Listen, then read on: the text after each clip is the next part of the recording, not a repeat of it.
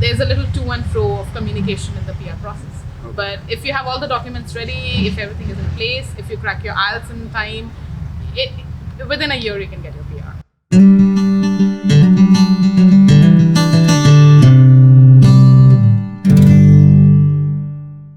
Hey guys, welcome to my channel. मेरा नाम है Neeraj and this is my second podcast. And this time I have with me my sister Neha Jangid. Hi there. And I'll tell a little background of her. She has worked in Canada for like 2 years now, and she has a past experience of 8 years in India. So she has worked in bank sector in SBI and ICICI Bank, and she has also qualified from IIM Udaipur. Yeah, I mean, I have always been in India, in Jodhpur, most of my life, and that's where I got my graduation. That's where I started, got my first job, and I worked in, like you said, in State Bank of India for 3.5 years. After that, I went on to do my MBA from IIM Udaipur. Okay. Uske baad, I started working in ICICI Bank as a data analyst. After that, I went to Canada, and that's, I think, where we'll go through with our conversation. Okay. Yeah. So this is a video is for all the students who wants to move to Canada and उनको पता करना what is the life out there, कैसी वहाँ पे life होती है, हम क्या expect करते हैं इंडिया में. She has already been there, so she can help us out. First of all, आपने क्यों, why did you choose Canada as an option for going out?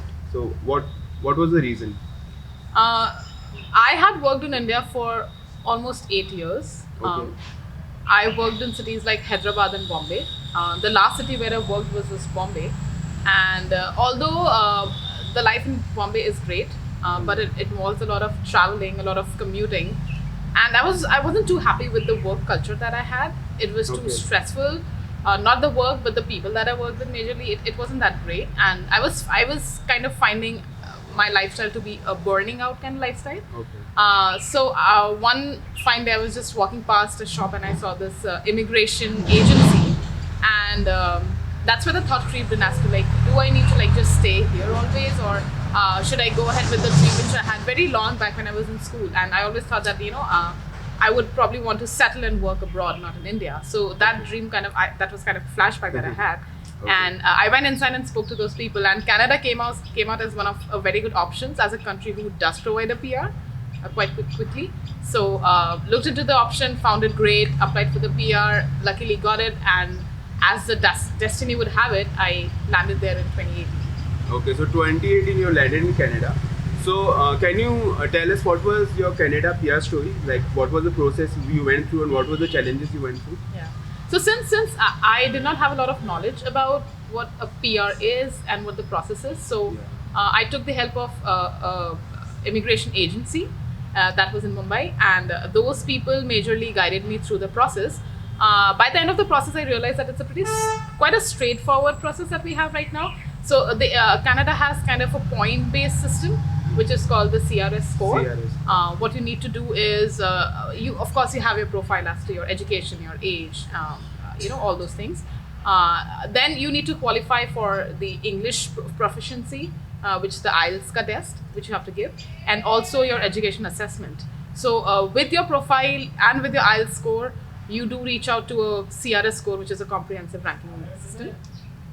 If you have a decent enough score, and you put in your application into the draw. If you have a good score, you'll be getting your draw you'll get selected in the next draw. The government is going to invite you to apply. Okay. And invitation to apply simply means that you need to give in all your documentations for verification, which would also include police verification and your medical verification, all those things.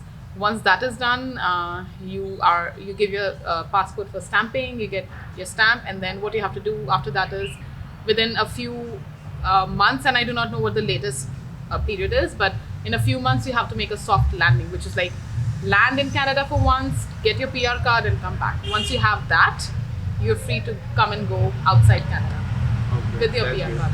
That's great. So this was your PR story, and how long was it took to get your PR since you applied for IELTS and till you get your PR? How long did it almost take? My process was pretty seamless. So my story is probably is not everybody's story. Mine was a pretty good one, a decent one.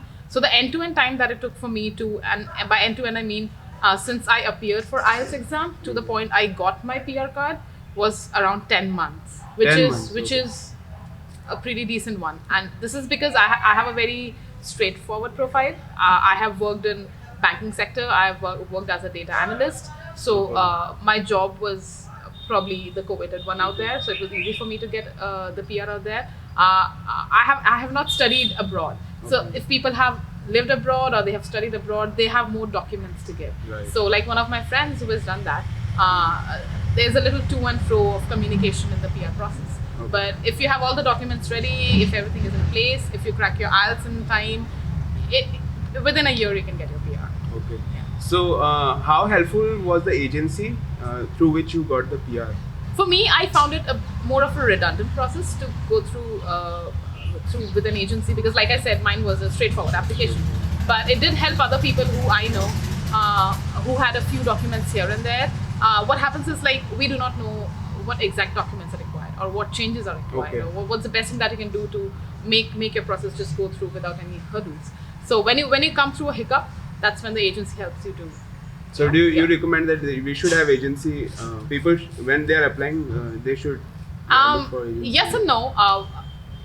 I found at the end of the day, like I spent around 75,000 rupees Okay. into the agency. I felt at the end of the day that what they did for me was just create my account and like just answering a few questions here and there, which could have You can do done by yourself. I right? could have done using Google, but other people I have met have found it to be useful. Wherein you're like, hey, you know what, my application is stuck, and like they're asking me for this document. Where do I find it? And these people just go ahead and they tell you, here's your application. This is what you need. Just write this stuff and give it out. Okay. So yes and no. That's what I'd say. I mean, it's not. That's the case, right? You're changing your life. You're investing so much into everything. Yeah. Might as well invest a bit here as well. So, okay, this was her PR story, and now I will ask you the question like most people who are never went to another country.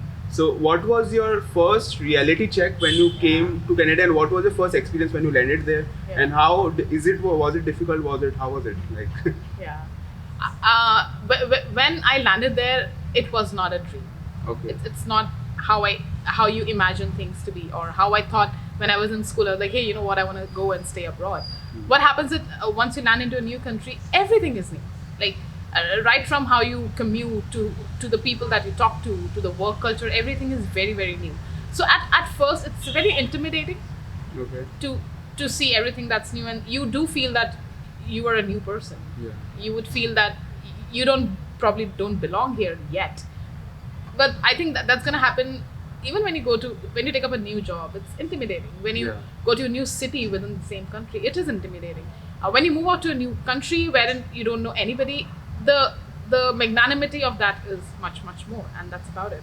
But once I started blending into it, once I started letting myself go through the process of spending a regular day observing around, it started becoming easier and easier.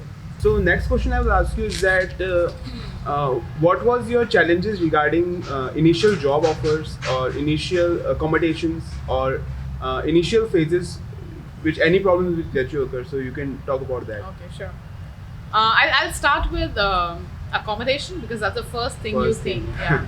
So I was fortunate to know a relative who lived there So I went to Vancouver, Canada. I knew a relative who lived there, so it was easy for me to go and stay with them for a while. And right after that, I picked up a job, which I'll talk about in detail in a few minutes. After that, I decided to move out and get my own place, which I did. And I decided to live in downtown, which is, you can say, the central and the hub of the city, which would have almost all the offices, the companies. And since I had lived in Mumbai, and the thing that I was most frustrated about was commuting. So I decided this time, even if I have to spend a bit more, I do want to stay in downtown. I don't want to spend time commuting. I'd rather spend time doing something that I love, right? So I stayed in downtown, so that was the case. And it wasn't too hard. I mean, you have enough places where you can look for your accommodation. There's Craigslist, there's Facebook Marketplace, there's Kijiji. There's like tons of options wherein you can go and find places. Okay. Somebody who's just starting off and they're by themselves or they're students, they can just look for shared accommodations. And there's like tons and tons and tons of it with short-term rentals, long-term rentals, all kinds. So it's not difficult to get that. What you need to ensure is that you're safe. Okay. And you probably are not commuting a lot. You need to check the amount that you need to spend on rent. So all those come into equation. So accommodation is done. In terms of work, it's very different from how it is here. People who work in multinationals and who interact with people from other nationalities might know a bit more about it. But since I had not done that, so for me it was like completely new. So and getting a job as soon as you land, again everybody has a different story. And anybody who who moves to Canada, my suggestion is simply come with an open mind. Okay. Come with an open mind. Have enough savings for yourself that even if you don't get a job, just wait for it. You'll get there. Okay. You'll get there. A lot of people who don't get who are leaving good lifestyle and they're moving to Canada. What they want is to have like the same kind of lifestyle as soon as they land in Canada, which at most probability would not happen. Yeah. You would have to let go of a bit of comfort zone. Yeah, a bit of that, and like probably settle for a little less.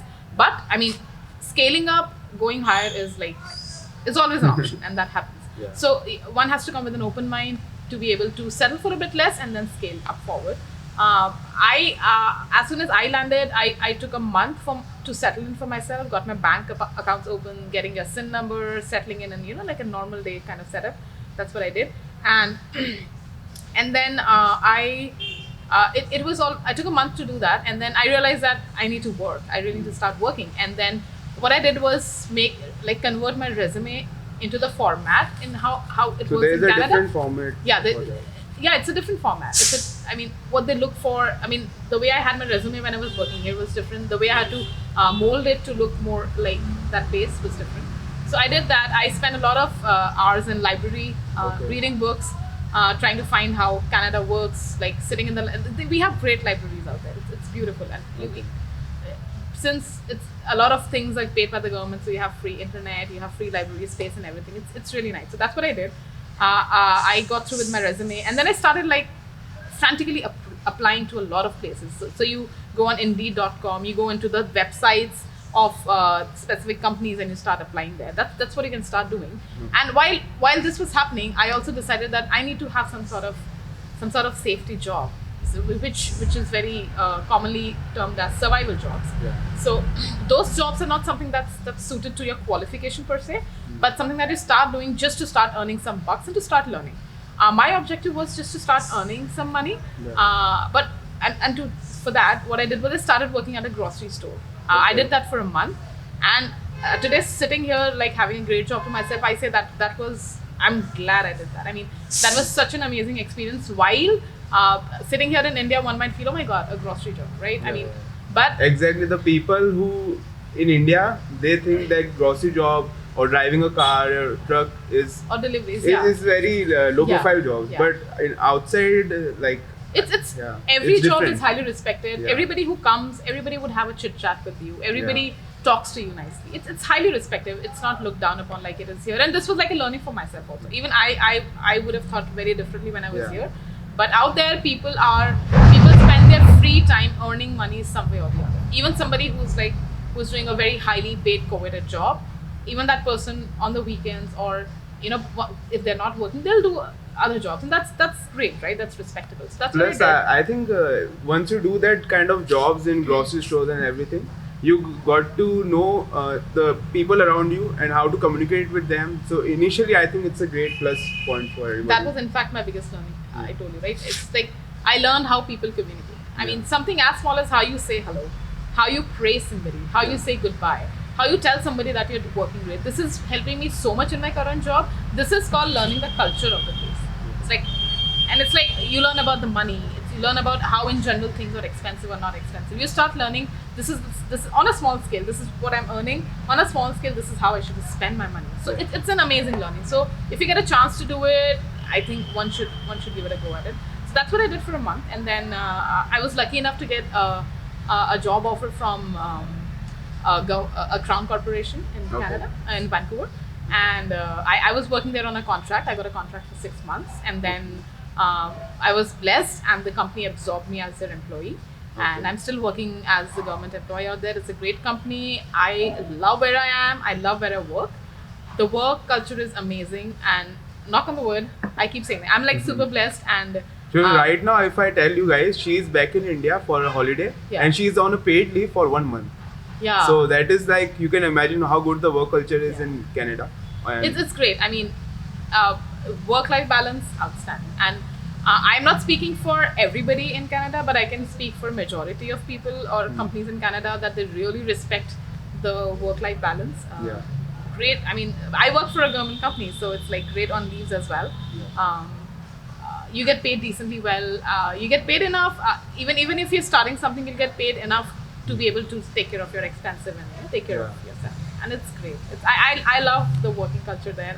I love how everybody is so respectful and so kind towards each other. And again, I would like to say that I'm speaking majority of Vancouver Okay. because that's where I've spent my 3 years True. yet. Yeah. Okay, so let's now move on to the pros and cons that you have felt there.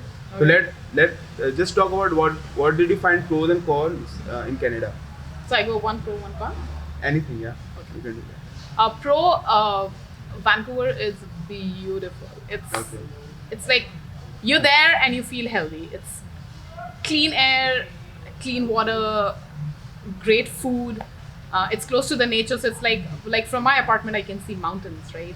And like waking up in the morning, looking at mountains, like that would be a story of a lot of places out there. It's not like it's like specific to me. Like, people would be living close to water and total cleanliness. So I love the maintenance and the basic infrastructure and the location of the place. Yeah. So that's great. Con is because it has all this, it's super expensive. Super expensive. Vancouver is very expensive. In generally, I think Canada is compared to India is expensive, or I won't say the whole of Canada, but the bigger cities like Toronto and Vancouver are Okay. very expensive. But once you live there, you know why, because it's worth it. Believe me, it's worth it. Pros, the work culture is Okay. pros, and I'm doing a more of comparative analysis of India versus Canada. Work culture is great. Parking is expensive, if I can say that. Parking is super expensive. You buy insurance for everything out there. So Okay. insurance is the thing. It's like you have a car, you buy insurance. You have a house, you buy insurance. You have a pet, you buy insurance. So you buy insurance for everything. But you also see that, I mean, you need insurance, right? Yeah. You don't want to pay for stuff and you pay like hundreds of thousands, right? Get insurance, be safe, feel free, avert your risk, and feel good about it. So the con for me, the biggest con for me is that my family is here in India. So the Okay. family is away. Okay. That's the con. The biggest con that I feel. plus the Uh, travel time that it takes to come It's, from. yeah, it's so if you get a direct plane, it's 14 hours of journey. So it's good and bad. In a sense, if I'm driving from Delhi to Jodhpur, if I'm driving, I'll take around 12 hours. So that's how I tell myself that it's okay. I mean, it's COVID right now. It's difficult to travel right now, but in general, it's fine to have 14 hours. Okay. Yeah, and that's about it. And then nowadays, we live in a world of social media. I video call and chat with my friends and family here all the time. So it's not that bad, honestly. It's not that bad. How does the COVID times have changed the things there and travel? How hard it has got, and for also the people who want to apply for the PR there and move there. So how hard it has been become for them? I think what I know right now is Canada is not not taking out the draws for the federal skilled worker program. They're not doing that. They're giving out PRs for the Canadian experience class and the PNP candidates. So in 2021 there were no draws of the federal skill draws. But I mean, it is expected to start next year. I mean, there's no promise or no dates given out by the government. But it seems that that is simply to do with the fact that they want to take people who are already in Canada. Because right now traveling is difficult. Given COVID is the situation. Like for me also, I'm traveling right now. It's not easy. It's not easy. Numbers are going up right now. That is a problem. Traveling is for sure a problem. But staying in Canada with COVID, I think I was super blessed to be there because the numbers were really contained. People were wise enough to help it contain. There have been like incidents here and there, but in general, it was like really nice. The government has been so nice. All the people who have lost their jobs were getting some sort of pay every month to be able to take care of their expenses. So it was taken. Staying in Canada during COVID times was all right. People went through a lot, and that was like throughout the world. But touch wood again, blessed. I was okay. Traveling, yes, is difficult. Within Canada, I have traveled in 2020, like here and there. but in my bubble, in contained zones. Yeah. Ensuring that wherever I'm going has enough sanitation, where I come to is enough sanitized. This is your like second or third year in Canada? The third year. Third year, right? So, what are your future plans? How was your experience till now? Uh, and what are your future plans in Canada? Do you want to take citizenship or like that? So my 3 years in Canada has been all about Learning about experience. an immense amount of. I personally feel I'm a changed person to what I was when I left this place to where I am right now, and this has to do a lot with like what happens in your personal life as well, Yeah. everything included. But I think I'm a much happier person, I'd say, and I mean it might Okay. sound as cheesy as it may, but I mean because of how the people are around yourself, you do tend to change like that. I mean I've been around kind, very nice people, everybody who cares. Um, uh, since I'm there, I made a lot of friends. When I was in my office, I made a lot of friends. One, we went into lockdown and I stopped going to office. Blessed enough to have Indian communities out there who connect through social media, and I connected with a lot of Indian people out there. That helped me a lot. I have a great set of friends now who feel like family. We go to a lot of outings, we do great stuff. So all this time, this was like overtime. Okay. So from being very scared, very intimidated, to starting to learn how things work, getting a lot of support from friends, family, and people in general. Okay. Landing on a decent enough job, and then going through the 2020 Phase. crisis with us. So it's been like quite a journey, and it's been great. And I'm really happy at this moment, and I'm happy about my decision that I made. I have finished 3 years in Canada, so now I am eligible for citizenship. Okay. Um, So are you planning to take the citizenship there? I want to take the citizenship. The only reason that's holding me back is the emotional side, wherein I'm like, I'm gonna give up. I'm gonna give Okay. up my Indian passport. Yeah. So that's for just those it. who don't know, India doesn't support dual citizenship. So if somebody takes Canadian or any other country citizenship, so your Indian citizenship will Has be to go. cancelled. Yeah. So Yeah. that is the decision people have to make. Yeah. So But I mean, if I get a Canadian passport, I mean, Yeah. the world is open for me to travel. It's Yeah. like right now, you can also move back. Like you can also come to India. Yeah. They have programs and all. Yeah. So that is So you do comfortable. get an OCI card if you Yeah. if you get the Canadian citizenship, and like so commuting to and from India will not be a problem. Staying here as I am staying right now would not be a problem. So very soon I would be applying for a Canadian citizenship. Now that I'm will be a eligible. great Yeah. success for you. Yeah. Yeah. And I mean, I'll always hold like this part of me, because Yeah. this is like very much a part of me. I would always hold my Indianness. It never dies, right? Yeah. I mean, it can never go away. So it's like I'm holding two passports in my heart, but but probably in my hand I would have the Canadian passport. So she also got a driving license there. Oh yeah. So how was the process for that driving license? Driver's license is so it depends on where you are. If you have an Indian license and you have a certain number of years of experience driving here, you can use that card and use that experience to directly apply for Class 5 license. Class 5 license is like a driving license out here. Class 5 and then Class 4, I guess, is for if you're driving an Uber or Okay. whatever. So you need to have a more advanced license, and then of course there's license if you're driving trucks and stuff. That all is different. You need to have a different license if you're driving a two-wheeler, Okay. a motorbike. That's a different license. But the most common one, which most of us would do, would be either a Class 5, which is like driving a regular vehicle, or a Class 4 if you also want to do Uber, Okay. or if you want to do like public transport, get into public transport. So that's that. So I gave my license, I gave my experience card. I also got a driver's apps extract from here. Okay. Yeah, I took that and my license and I submitted that to those people and said I want to give my driver's license test. So first you have to give a knowledge test, which is more like a multiple choice exam, Okay. an online exam for, and you have to score 80% in that. Okay. If you do that, you get a pink slip, which is more like a learner's license, Okay. and you are eligible to drive around with a person who already has a Class 5 license. Okay. So how long, like when you got that pink slip? Yeah. So then I How have long to then I will have it to book. I have to book a road test, Okay. which is like giving a driver's on road test, right? Okay.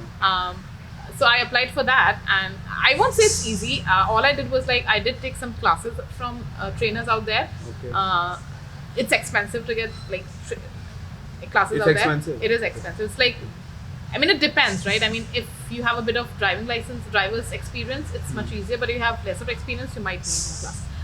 My friends helped me a lot. Okay. My friends helped me drive around, do practice. So that was the biggest help that I had. Honestly, I'm really grateful to my friends who invested their time, they were ready to give me their car and they're like go ahead, drive it. So make good friends is the key. Honestly, make good friends. Yeah, networking invest is invest your heart in your friendship. It's always stronger. How helpful is networking there for finding jobs or finding general? Do you have to approach people out there that I need to find friends, or people come by themselves, or how networking is important there?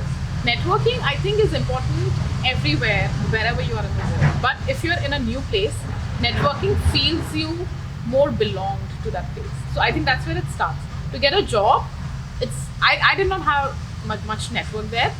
Like I said, I feel I'm very blessed that I got a contract job which converted into an employment. But it always helps. So now that I have a network now.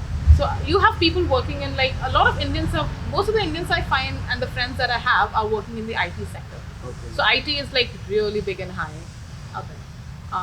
So if you have network, you can always ask people for referrals, and then so that's what people do out there. Right? Like now we have friends. If anybody is not happy in their job, they ask us, "Hey, can you just refer me to your job?" And that's Okay. what we do. Yeah. So networking is like super important, not just for job, but also for your personal Day-to-day life. life. Yeah. Right. So we have a great group by a person has put up. Created a website, also a networking like WhatsApp group, and that's super helpful. I'm like really amazed by the person who has done all that. So if you have any question, like something as simple as, "Hey, is anybody traveling to India? Do you have to get a COVID test done here?" And then people are quickly answering Yeah. questions. So it's amazing how people are so connected, and this is where you find that when you leave your country and you have a small country out there, it's super helpful. And it's very small. Hey, where can you find like the best dosa in Vancouver? Yeah. And people have like tons of options. Hey, try this, try that. How comfortable is it for the vegetarian to eat in Canada? Do you have multiple options there? So I'm For not Indian food? I'm not a huge foodie. I'm not. Okay. I'm not too fussy about food either, and I don't like to eat out much. Okay. So I always prefer to like cook at home and eat. I do eat eggs. Okay. So making eggs is like the super quick thing. So that's what I have for my breakfast. And for the rest of the day, I'm able to make dinner for myself, and that's fine. If you have to eat outside, every place is gonna now, since a lot of people are pro-vegetarian, there's a lot of plant-based food. It's Okay. like quite like a hot thing out there, like plant-based food and like go green and stuff. So you have that food, but like the authentic vegetarian food, you would always find places to go and have that. So You there's would always find places. It's like because there are like tons of Indians out there. You cannot not have great food. So while of course non-vegetarian food is really high, meat is like the thing. There's no restaurant I went when I did not have, unless it's like a very serious Chinese place or a very serious, very authentic places like more on the like Southeast Asia kind of places which is very high on seafood. That's where I miss having this. But I have tried all cuisines out there, almost all cuisines. I love the food out there. It's like in that sense, I'm a foodie in that sense, but I'm not too fussy about, hey, I want like paneer in a certain way or I want dal in a certain way. I'm okay with that. So the next question I was curious about is how is the day-to-day life in Canada is different from day-to-day life that we live in India with parents, or we are having a job in Gurgaon or something. Yeah, so a day in India versus a day in Canada is a great comparison and a very nice parameter to think how are things gonna go for you. So it's actually very different and not too different. So like you would know that यहाँ पे you'll have a maid coming in for you to clean your house, a maid coming in for you to cook your food, a plumber coming in at a short notice, and it's like what do you pay him like a few $100 and get done with it. Out there, getting services from people is very expensive. So nobody people like us who are like newly moving to that country and have like limited sources of income, they do not hire maids. A majority of people do not hire maids, or so it's like self-cooking, self-cleaning, it's self-fixing smaller things and stuff like that. So people, a lot of people start feeling homesick when they have to do all the work themselves. So if you're moving to Canada, keep an open mind. Honestly, I have never worked in India. I have never cooked in India. I have never cleaned in India, and I always called somebody else for my services. But once I went, I had my own space. I started cleaning it myself. Honestly, if you do it that frequently, like not at normal frequency, it's not that difficult. Plus, how much time does it take in a day to, do all? You have to do all the work after you have a job. Yeah, so I don't have to clean my apartment daily because it doesn't get dirty at all. I mean, honestly, it There's doesn't. no- So yeah, it doesn't. So it's a bit of dusting and a bit of probably vacuuming and like mopping once or twice a week. It's more than enough, like for me personally. And cooking, like I make breakfast. Breakfast is the quickest thing that I do, and then I cook dinner, and whatever I cook for dinner, honestly, I eat for lunch. So that's when because I said I'm not fussy for food, so that's fine. And like once or twice in a week, there's a takeout, and a lot of people who don't cook, they do have tiffin services, and that's like amazing tiffin services. So you won't have to worry about food. It's okay. I mean, if you're okay cooking, that's great. I love my cooking now. I never cook, but I cook pretty good now, and I'm happy with that. Great. And I clean once in a while, so that's there. Of course, for every small thing, like I've started repairing things myself, and I don't find. I mean, it's okay. I enjoy doing that. I enjoy taking care of my place, and I have enough time for it because I work from 9 to 5, and by 9 to 5 I mean actually 9 to 5. Okay. Actually 9. I don't work after 5. So from 5 till the end of the night, I have like tons of time for myself. So that's the brilliant thing about that, right? I mean, you want to go to the gym, go to the gym. You want to take some yoga classes, take yoga classes. You want to go for a walk, it's so beautiful out there.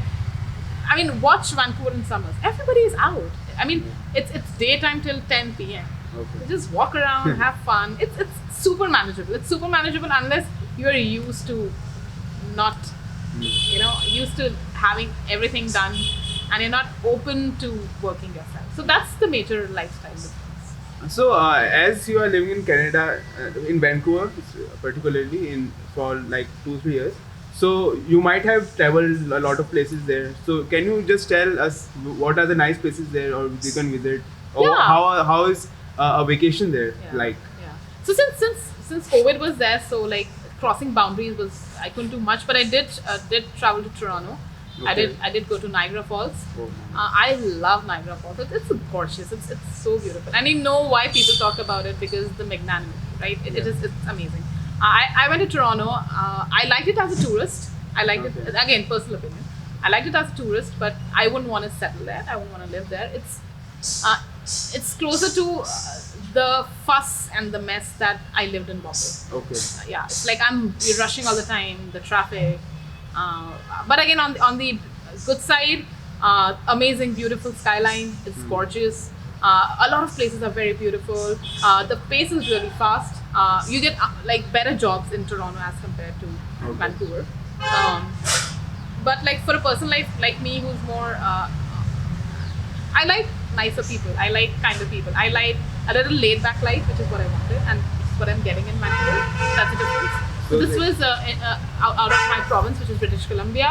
Within the British Columbia, I've been a lot of places actually. There's Kelowna, very close to Vancouver. There's Whistler, there's Squamish. Every now and then, Is it Abbotsford. like small towns or something?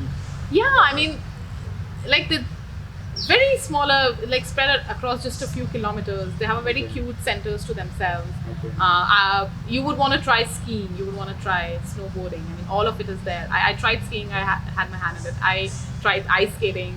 Okay. In summers, it's like amazing beach days. I've been to a lot of places actually. Not that I can recall a lot of them right now, but been to a lot of places actually. That's nice.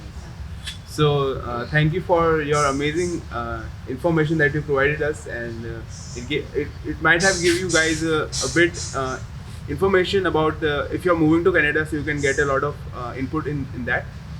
So, as a last question, I would like to ask you, the people who want to move to Canada or are thinking about moving to Canada in future, what will be your best tips for them, or what will be your guidance for them? Yeah, I am all high on recommendations for people who want to move to Canada. If you want to have a better quality of life, if you are ready to invest in yourself in the sense of like your personal self, your personal life around you, don't be scared about how things are, because people are really nice and kind. I mean, I thankfully have not faced any sort of racism at all, and most people would not. A few incidents here and there is fine. People are really welcoming. Government is really nice. come with an open mind. Don't think that you probably might land in a great job on day one. You probably might not get it for 6 months or a year or so. Come with an open mind, have enough savings, have a plan for yourself, and have somebody who can guide you all the time. I mean, if there's somebody who is experienced out there, do a lot of networking. Try to reach out to people as much as you can. Ask a lot of questions. Walk around the city. Walk around. It's great. It's great. Walk around the city. Get as much knowledge as you can, and just use the beauty, the nature, the kindness, the happiness to feel great about yourself. Okay. I mean, it's a if you decide to do that, it's a great decision. I think it's a lovely place. Okay, so that sums up for this podcast. So thank you so much for giving me this time. Thank you. It was a pleasure. I got to learn a lot of things, and you guys also, I think, learned a lot of things. So thank you. Wish you all the best.